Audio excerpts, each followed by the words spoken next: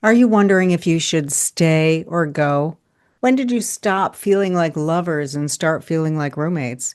How long has it been since you've actually felt connected to your partner?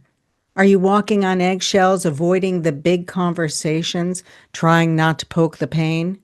Maybe you've tried to fix it or maybe not, because fixing it feels like you have to bring up everything that you've pushed down: the resentment, the loneliness, the hurt, the mismatched needs, the silence, the secrets. You've swept everything under the rug and now it's become a mountain between you. Fixing it feels painful, but leaving does too. So, do you stay until the kids grow? Or you just deal with it until when? Till after the holidays? And then how? There's finances and family and furniture and failure. What do you do when staying hurts but leaving hurts more? You want to know that you've tried everything. I get it. I've been there. I could see the toll that this was taking on both of us. Feeling stuck, lonely in a relationship, it affects all parts of your life. When my marriage broke down, we tried. The only thing the medical system had to offer was pills, not skills. We tried therapy, but talking about our problems caused more hurt and more problems. If therapy worked, then we wouldn't see the divorce rate rising over 50 years, breaking up families, homes, and hope. I felt hopeless. The old way of fixing relationships is costing us our families, our health, and our lives. For real. After the divorce, women have an increased rate of heart attacks by 25%, and men have an increased rate of self harm by 10%. Enough is enough. Nobody breaks on my watch. The truth is that even if you're going to untie, you need to connect first so that you can walk away with your life, your heart, and your family intact. What we really need isn't more therapy, more meds, or prenups. It's intimacy, a way to connect and move forward and grow together. Today, I'm going to give you a new perspective, a new way forward. Relationship, connection, intimacy, and love is a skill that you build together.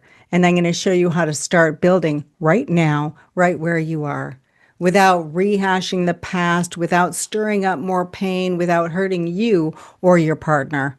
You don't even have to talk about it. I'm Amy Keller. I created the Intimacy Game Plan because I couldn't find the help that my husband and I needed, so I became it. Because we need something to bridge the gap between men and women. And it's based on my over 20 years of therapy, neuroscience research, and Tantra experience. And I merged it with sports strategy because love, sex, relationships, intimacy is what you build together like a team by strengthening three key skills: emotional, physical, and communication. Let me tell you about my clients. They were married over 20 years. They came to me, they both had a foot out the door because now that the kids are grown, the house is quiet, but the disconnection is loud. They tried it all: therapy, retreats, books, but they're still arguing about the trash, about sex, fighting about everything and nothing at all. They feel invisible, they feel alone, but stuck together. This is lack of intimacy. Lack of connection is the real pain. So, how do they fix it? I told them something very unexpected. Stop trying. Stop talking. That's where safety begins. Because intimacy isn't what you say or what you do, it's what you feel in the quiet, private moments. So, create quiet, private moments of connection. Start with a huddle. It's not a conversation, it's a moment of connection, even across a room or over a phone. Are you here? Are you okay? Are you willing? Mm-hmm. Or uh-uh. Any response will do. Connect first, talk later. That's the discipline. Why? Because you can't talk about what's missing. Can you drop your defenses, your resentments, your frustrations for 20 seconds and huddle? My clients say, it feels awkward, feels silly. Why is this so hard? Because you're learning something new, and that's why it works. It's vulnerable. You're both out of your comfort zone, and it's intimate. You wouldn't do it with just anybody, and that's why it works. You're creating a moment of emotional connection wordlessly. It only took them a couple of days to feel the shift. In a couple of weeks, they felt natural huddling together. They felt comfortable and safe because their nervous systems were connected, synchronized. There's no more eggshells, no more triggers. And then they added the starting move so that they could reconnect safely, touch with intention. It's not sexual, it's sensual. You stop trying and you start feeling each other. And she said, "You want me to do that with him after what he did?" And I said, "Yeah, I do. You want to know that you've tried? Try putting down the past hurts that you're holding on to and showing up and being safe for yourself and each other right here, right now. How else are you going to move forward?" But she said, "We need to talk. First, you need to connect. Otherwise, talking feels dangerous. What if you say or hear the wrong thing? Huddle first, talk later, and I'll teach you a formula so that you can talk about anything without blowing up or shutting down. But first, you want to connect safely. Everything starts with a huddle."